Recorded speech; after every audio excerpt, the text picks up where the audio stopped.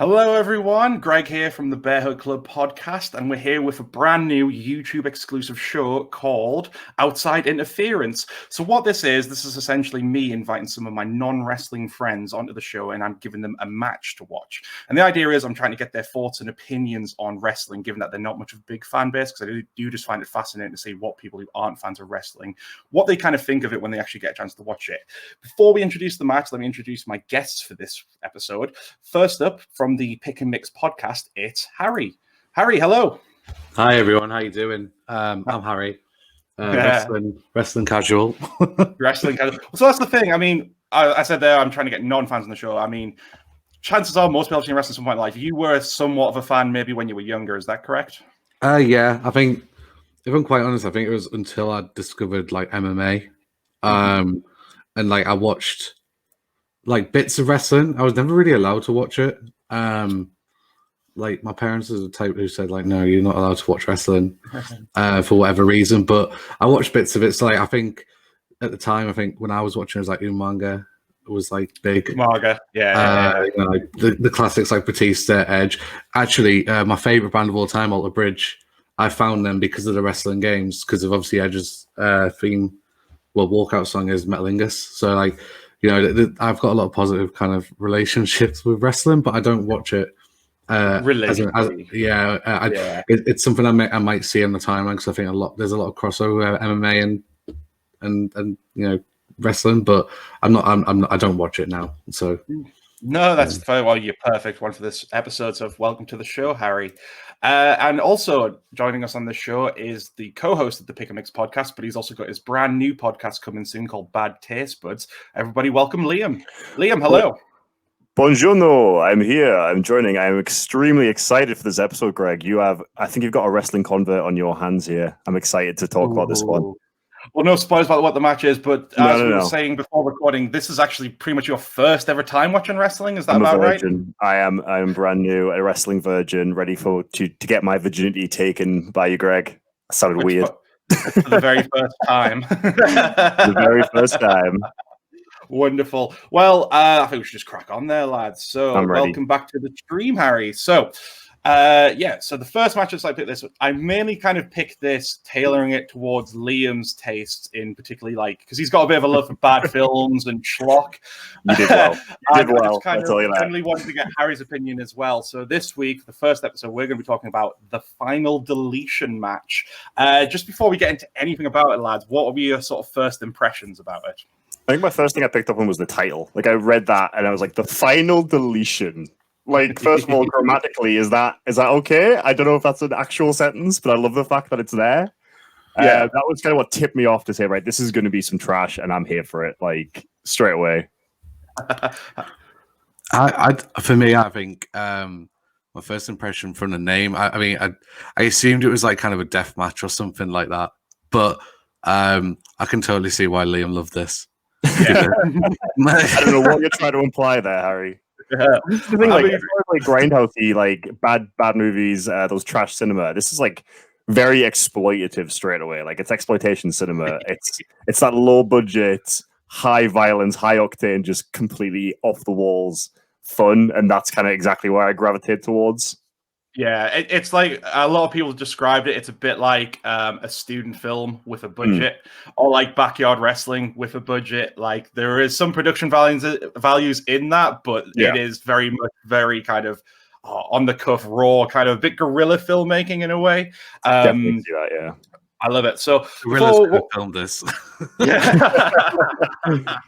I mean, before we get into it, before we kind of set this, I didn't really want to give you any backstory, but I think maybe if I go over a little bit about the build to this match, maybe that'll give you a better idea of what the fuck's actually happening. Because I imagine, Harry, given when you watched it, you would have been at least a little bit familiar with the Hardys, so it's kind of weird seeing them at this point now. Would that be right? Yeah, and obviously I know Matt and Jeff. It's Matt and Jeff, isn't it? Matt and Jeff, yeah. Matt is the one who I thought was Andy WK, yeah? Yeah. Yeah. So I knew who they both were, yeah. Yeah, fantastic. Well, just to give you a bit of backstory then, lads. So the build-up to this match was that it occurred on the 5th of July, 2016 on an episode of Impact Wrestling. What had happened a few months previously is Matt went out with a storyline injury, and when he returned back in May, he was now this new broken persona. So this is where he kind of adopted the weird vocabulary. He had a bit longer hair with the blonde streak in it and a shorter beard. He blamed Jeff for the injury, and it's kind of implied that the injury is what's caused them to become this new broken character, and he started referring to his brother as Brother Nero. Ultimately, they would have a feud building into this, so Jeff would be mainly the one picking up victories, so he beat Matt in a Full Metal Mayhem match, which was just essentially no disqualification. Then he eventually beat him in a steel cage match as well, which then led to Matt challenging Jeff to this final battle with the Hardy brand on the line, and it was not to take place in the Impact Zone or an actual like arena. It was going to take place at their home in Cameron, North Carolina. So going off a bit of the intro there to it, do you guys, does it kind of make a bit more sense now about what's actually happening storyline wise? Well, I mean, yeah, there's like this big gap in my knowledge. So as soon as we kind of open on this like birthday party we done with is it Matt's son or the other one's son, Jeff's son? Is it Matt? So Matt's the broken one. That'd be a good twist. That'd be a good twist if it was Jeff's son. I'm trying to get my head because they called Jeff Brother Nero through this whole thing, so I'm probably going to lose character who's who. But Jeff's the one who looks like the guy who plays Jeff in Community, I think. Joe McHale. He looks a bit like him. Doesn't he looks like Joe McHale? Yes, he does.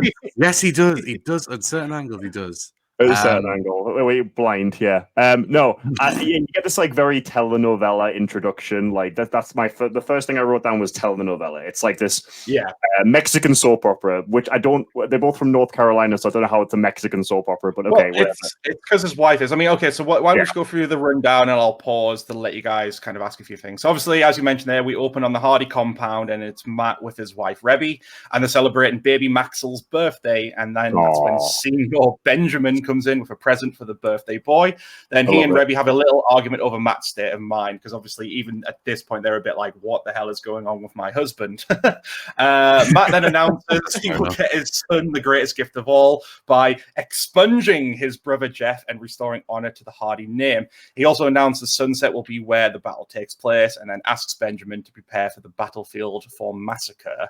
So I think, Harry, what did you kind of think seeing this kind of little intro at the beginning there? I mean, I was a bit like, what the fuck's going on, if I'm honest. I mean, I got the context of like what was happening. Like they'd obviously had a fallout and they were going to have a match to, end all matches to sort it out. But I was just kind of like, I mean, Tommy Wiseau isn't often called a great actor, but I think wait, we're going to go there. Wait, be ready to fight. Quantify this. I was just saying that I think in when compared to Matt Hardy, he's an Oscar-winning performer.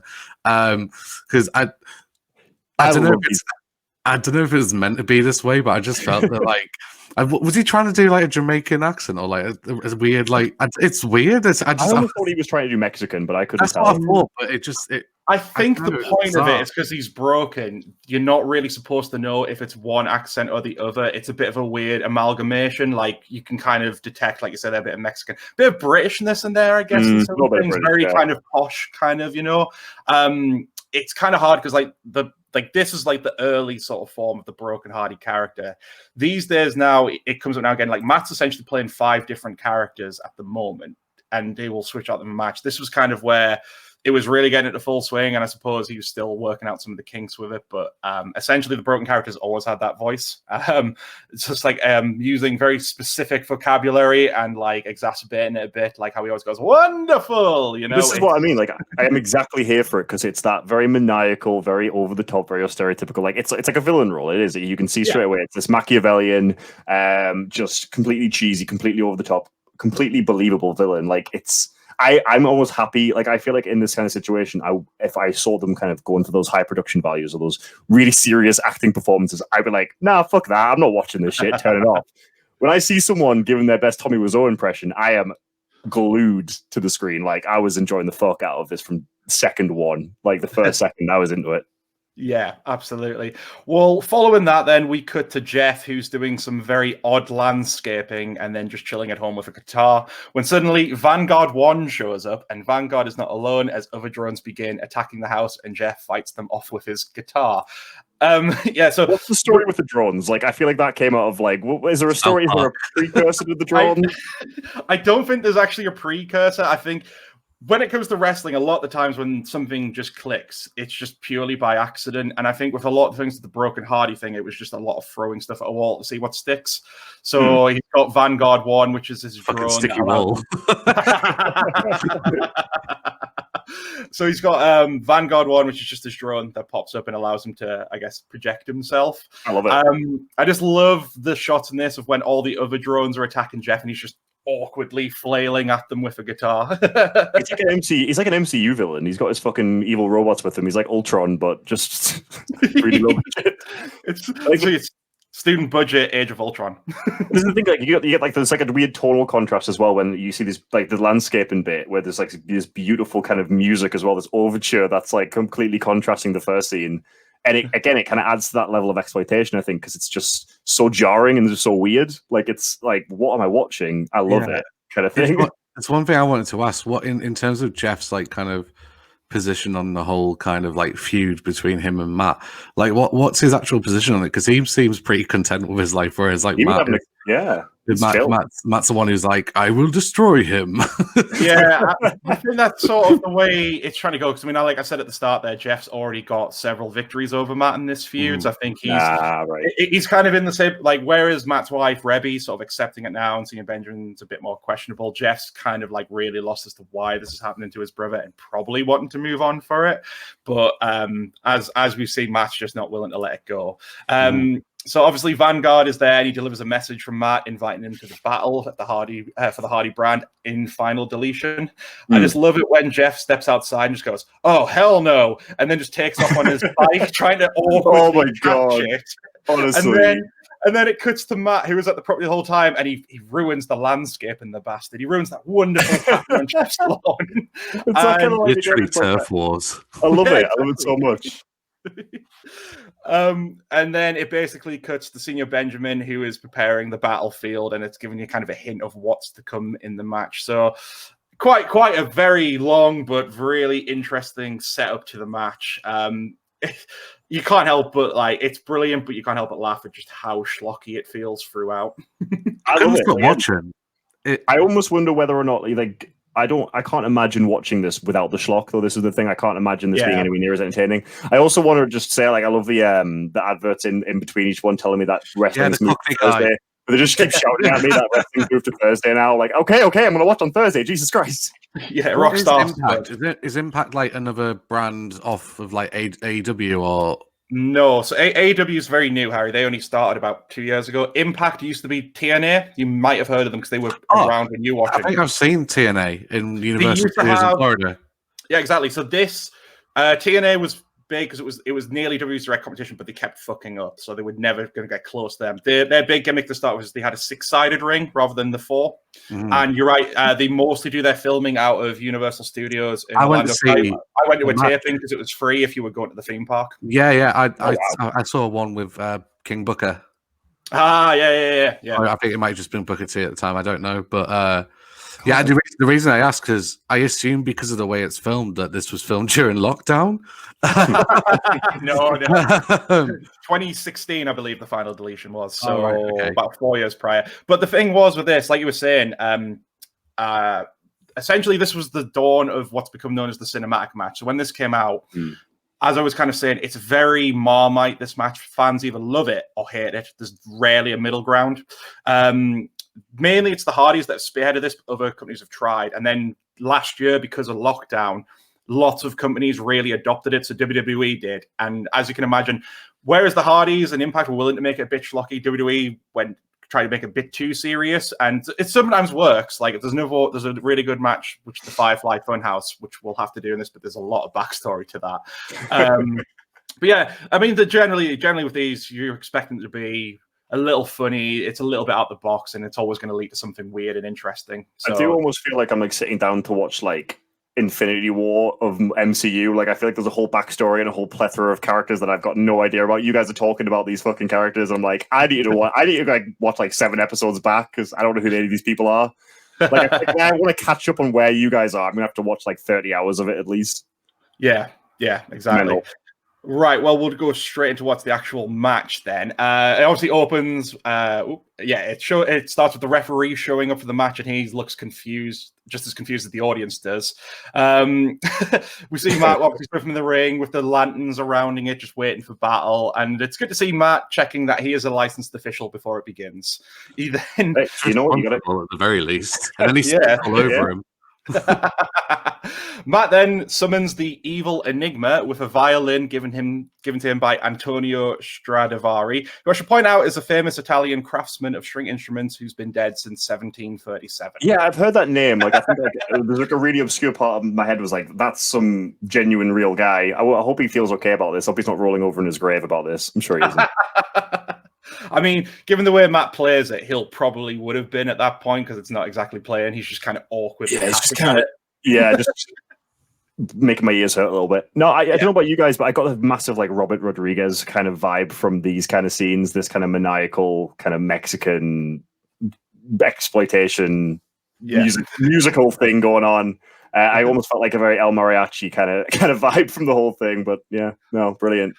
No, absolutely. So obviously Jeff shows up, and it's time for the match to begin. Generally, the opening moments of the match is where you will actually kind of see the actual wrestling take place. There's a couple of blows exchange, a few top rope and corner attempts, but it's not long before the toys come out to play. And I guess it's not. It's like a lawn ornament, I guess, but it looks like one of those. The flimsy leaf fence. Yeah. Like that comes out to play to begin with, which is a very strange choice. Before we get to the leaf fence, because I want to talk a little bit about that like turnaround he did. Like as Brother Nero like approaches him, he does this thing where like every supervillain does, where he kind of senses him from behind. Like he doesn't turn around, but he's like, Jeff, I knew you would arrive, and he like does that like villainous turnaround, and it's fucking exceptional. I didn't want to skip over that because it was the best part of the entire match for me. Yeah, he really goes all out with the character, and like you say, he is campy. It's brilliant. One of the most campy villains ever. I love it. How many times do you think he gave that speech before he turned around and he was actually there? Just doing it perpetually. And he's like, you are here now. Like, of course he could be here. He arrived on a fucking moped. Like, of course he heard the fucking moped arrive. Like, before he fucking... A fucking moped. Turns up for the fucking Vespa. That's it, yeah. But that stupid lawn ornament that, like, it's like a bamboo screen or something, isn't it? It's like one of those... shouldn't hurt anyone. No. I was trying to find a word for it. It's like one of those things you used to have back in the day where you used to get dressed behind, innit? But it's more within leaves. Yeah. So yeah, a bit more back and forth with a couple of weapons, but then the first kind of big spot of the match occurs with Jeff placing Matt prone on a ladder. Jeff scales up a tree and delivers his swanton bomb finisher. But you can tell that he just it was basically a lot of one-shot takes because Jeff just eats total shit on the landing. It barely looks like he actually hit Matt at all and just took the brunt of that. And he obviously goes for a pin, but Matt kicks out. And then the action finally spills out of the ring, as it was inevitably probably going to do. And then that's when they break all the health and safety rules by shooting fireworks at one another. The fucking fireworks, man. That was something I wasn't expecting. Yeah. I didn't know. Like, my reference point for wrestling is, like, from what I hear from other forms of popular culture, so I see wrestling in, like, I don't know, cartoons and TV shows, but I've never ever watched an actual match before. So seeing the fucking fireworks, I knew they get extreme with what they use, but I didn't expect actual pyrotechnics. I didn't expect them to be setting each other on fucking fire and shit like that. I mean, it turned into a Rammstein show, didn't it? Yeah. I mean, in terms of that, Liam, you would only ever see fireworks like that at this kind of match. You know what I mean? Like, death matches are the ones known for bringing out really bizarre and even like quite brutal weapons. But I think the difference is when they're in an arena, it would be too risky for them to try and shoot a firework at one another in case it hits a fan. Yeah, that's the whole fucking place on fire. Can we just go back to the ladder bit? Quickly. Like, that's something that even like now watching it as an adult, like, it still baffles me how to just get up and walk from that. It's a proper ladder, isn't it? It's like it's not as if like they're jumping on like a bouncy castle. Like, it's like so one of my favorite references is the movie The Wrestler. So like that, I always think about that and think like, are these guys on like a mass amount of painkillers and ridiculous shit? So to quote one of my favorite deathmatch wrestlers, Jimmy Havoc, he basically says like it's like an adrenaline rush getting hit by those things because like a lot of the weapons you see are legit, like the barbed wire, thumbtacks, glass. I think he said it best. Like, if he could bottle the feeling of going through a pane of glass, he'd be like out of a job, because apparently it's that much of a rush. Like, obviously it's going to knack afterwards, but apparently you get such a thrill from it. It still has to. I'm just thinking the long-term effects as well. Like, I often wonder when these guys are in their 50s and 60s, they're just going to be mush, aren't they? Oh, well, this is the reason why. There's a lot of people who are, aren't they? Yeah.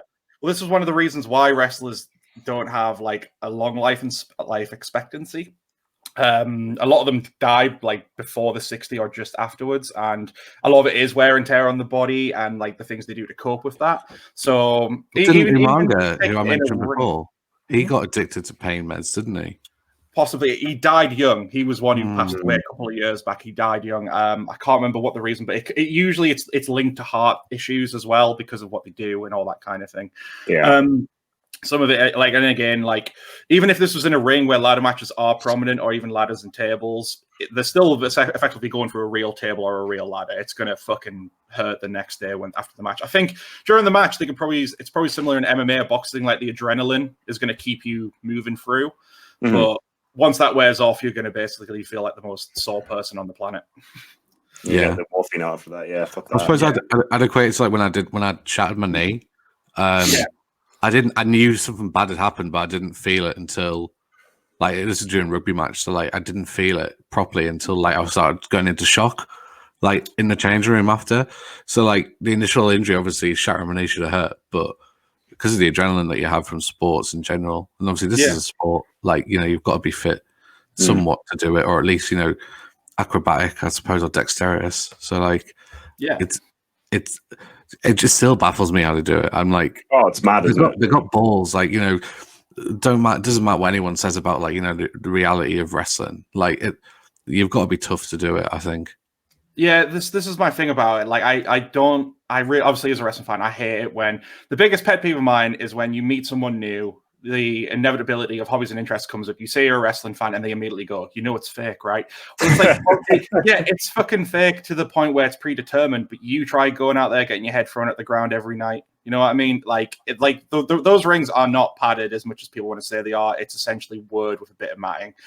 And it doesn't hurt when you're taking big spots on it at all. It's the case with everything. Like, even if you think about stuntmen and stuntwomen in movies, like that, of course, like all that's choreographed. Of course, all it's fake, but they still put their life on the fucking line, and it's so risky. People die and that kind of stuff. Yeah, exactly. Time, don't they? So yeah, absolutely. So after the fireworks, obviously Matt takes refuge. Hang on.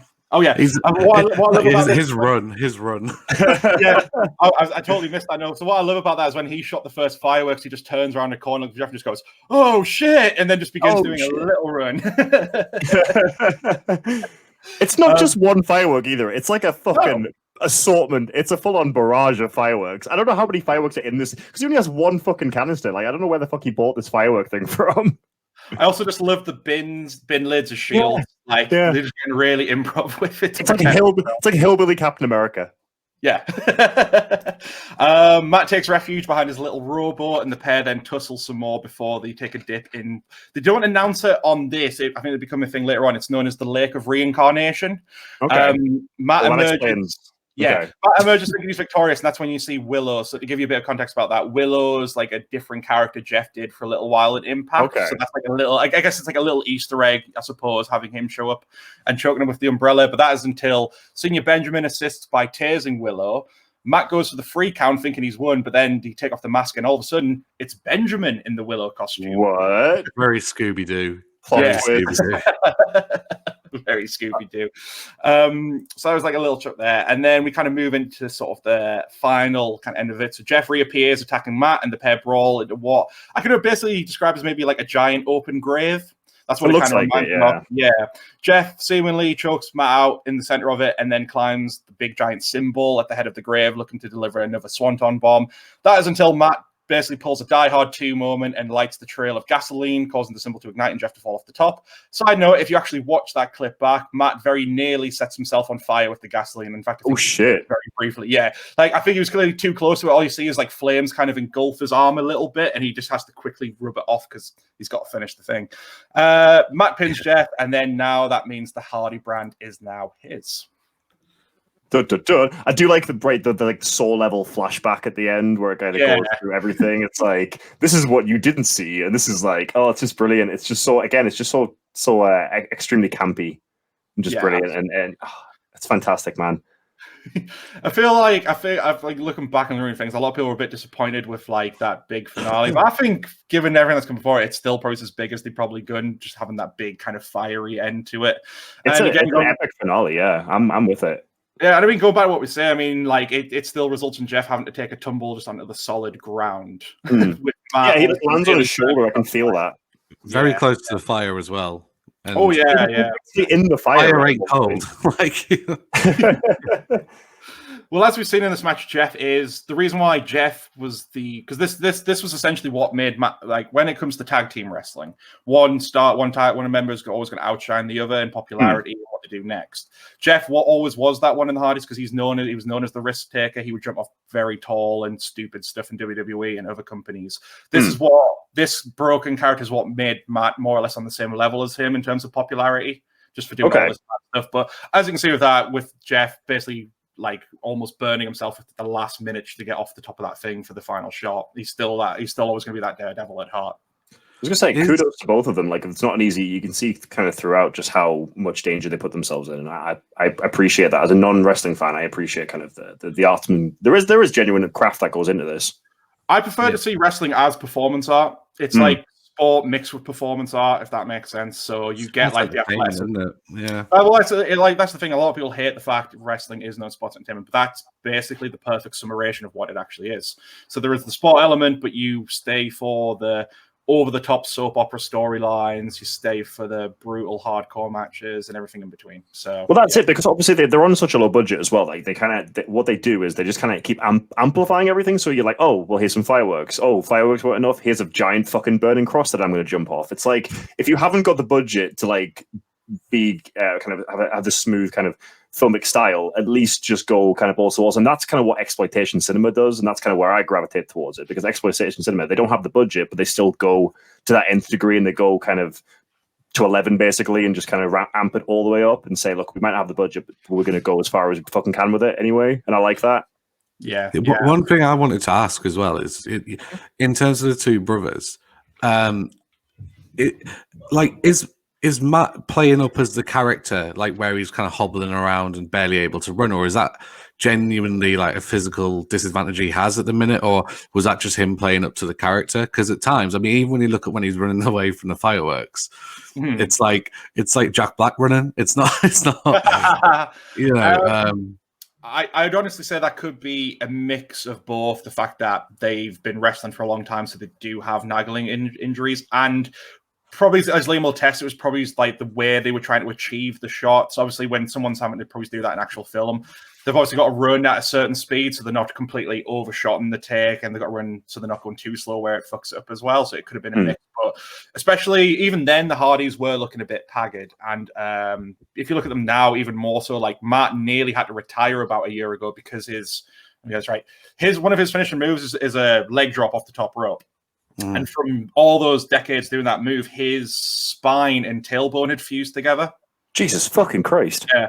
So essentially, that was nearly going to count him out. I think he's still wrestling now. He's not on the biggest of schedule. I think he's managed to be cleared to do it. But it's a mix of both. Like when you see Jeff, I mean, back in the day when we saw Jeff hit the Swanton, it was like one of the most perfect looking things. He did it with such like quite good grace.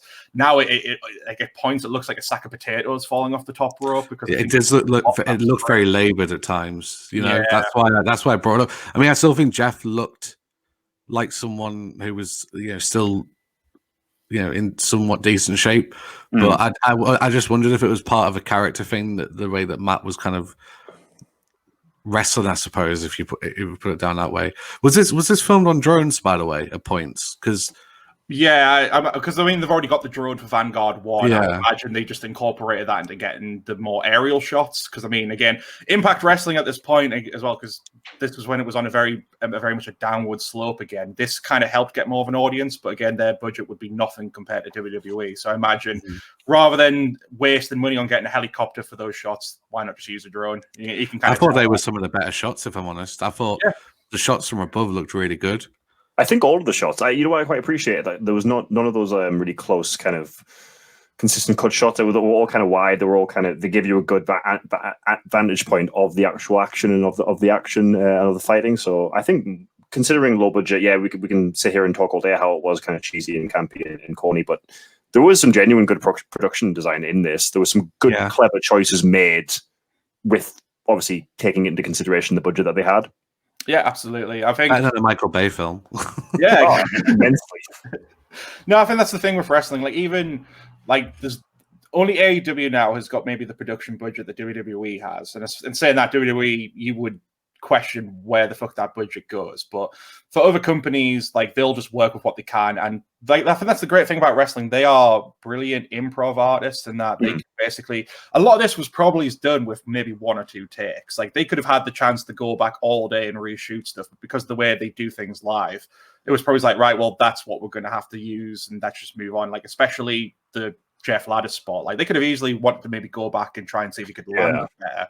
But they just went with it, and I think that just kind of, it still fits with the wrestling minutiae, because if you did that in the ring live on TV, ain't no second take. Oh no, that's what they're stuck with. Yeah, I almost wonder whether this format works better. Like, obviously, as a novice, I can't really say until I compare, but I would say I'd want to watch this over a wrestling match in a ring any day, personally. But maybe that's just because I haven't seen a wrestling match in a ring. Well, there's so much wrestling out there now that you get stuff that incorporates this into the ring. I think something you like, Liam. There's a company called Kaiju Big Battle. And you happy with the word kaiju? Essentially, they get wrestlers, put them in giant costumes, and then they build a cardboard city in the ring, and it's basically like what? And they go over the top with like the gore, and it's obviously just the guy in a suit, you can't see them. So like, I think there's one thing where they'll get like a big cardboard razor blade, stick it in the head, and blood just goes. I'm really upset that I'm 27 years old and I have only just heard about this. I'm a little bit upset that you've known me for for how many years and you haven't told me about this. Well, this is a relatively new thing. I don't think they've been going that long. Okay, I'll let you know. How they filmed Godzilla versus Kong. Yeah. Coming to HBO Max, wherever it's fucking called. So yeah, I mean, there's a variety of wrestling. I'm all on board with cinematic matches like this. I love it. I won with WWE, and a lot of companies having to go to it basically by force last year to kind of like fix around COVID. I would want to see them carry that forward once it ends, but I wouldn't want all of wrestling to be like this. This is something you bring out every now and again just to like help a feud or to help those characters. So like the Undertaker as well. Yeah, exactly. So the Undertaker's last match was a cinematic one at Mania last year, purely because they couldn't do what they wanted to do with it. And for a character like that, this type of format makes total sense, given that he's like the spooky undead man, So yeah, as long as you've got the right characters, the right build-up, and the right setting for it, these can definitely sort of be... I see this has been like a big future thing in wrestling, and a lot more companies will probably eventually adapt to doing sort of things like this. I hope so. Because I might actually start. You're going to have to recommend some matches for me, but I think this is something I could see myself getting into pretty easily. It's easy watching. Like it's I hate using the term like switch your brain off entertainment, because I don't feel like this even really applies to that, but I do feel like it's popcorn entertainment where I can kind of forget about my problems in a way and just kind of watch 2 fucking big sweaty dudes go at it. That sounded weird again, didn't it? Fuck. No, absolutely, mate. Any final thoughts on the match at all, lads? I'm going to watch it again. Yes. When we turn this off, I'm watching it again. That's my final thought. Like, I loved it. I probably won't. I enjoyed it, but do you know what? I think I think it's just why I don't watch wrestling. It's because it's not, I think if you give me individual matches to watch, I'll happily watch. And I actually did enjoy my time watching it, but I don't know. I think it's a bit too kind of Liam's kind of bad movie taste for me. I actually prefer the stuff in the ring. Yeah, of course. Well, like the idea is obviously I'm going to have you guys back for future episodes. I just wanted to mainly start with this one just because I thought it would be interesting. This was something I definitely knew Liam would like, so that's why I picked it. Story was good. Story's interesting. Yeah, you did. For you, Harry, I just thought this could be something where you're going to have a really interesting perspective on, so I picked it. But I think going forward, when I get you guys back on, I'm definitely going to sort of tailor the matches I want you to see. So I kind of know Harry loves his MMA and boxing. I'm going to kind of tailor wrestling that goes more for the sports angle than probably his more storyline. Whereas with Liam, I'm going to try and find the maddest fucking matches possible. And I want to find I want to see like a Rob Zombie directed level wrestling match. That's what I want to see, with like super bad music video edits and shit like that. And I'm here for it, Greg. I'm here for it. I do get that vibe though. Like the vibe that I got is, I think it's why Liam probably does enjoy it so much, is because it feels like one of those really. It's like one of those really bad horror films that Liam's like, "Oh, you'll love it if you watch it," and then I watch it and I'm like, "What the fuck is this?" I don't know how you can't love. It's what I'm looking on Steph watching half the time. That's what I feel like. I feel she'd love it. Should get her on to talk about it. She'd probably enjoy it a lot more than I. To be fair, there's like a whole section of exploitation cinema that I've not looked into, with like the El Mariachi stuff and kind of all the Mexican wrestling stuff. So this is probably like a good thing for me to do with crossover. If I ever look at like really bad kind of wrestling exploitation films from the 70s, we'll like get you on them for Greg. Get you on those episodes. Libre. Do like a little, like Nacho Libre. It's been an absolute pleasure having you on, lads. Before I let you go, I'm going to let you plug some stuff. So, Harry, have you got anything you want to plug?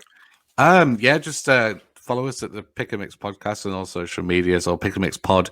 You'll find us. We've recently done a Marvel episode with both the co-hosts, both the people on this video. We've discussed the future MCU. We've got a next episode coming out very soon, which is a Harry Potter episode, which I'm having to do a lot of editing on because I was incredibly drunk on it. Why is that? Yeah.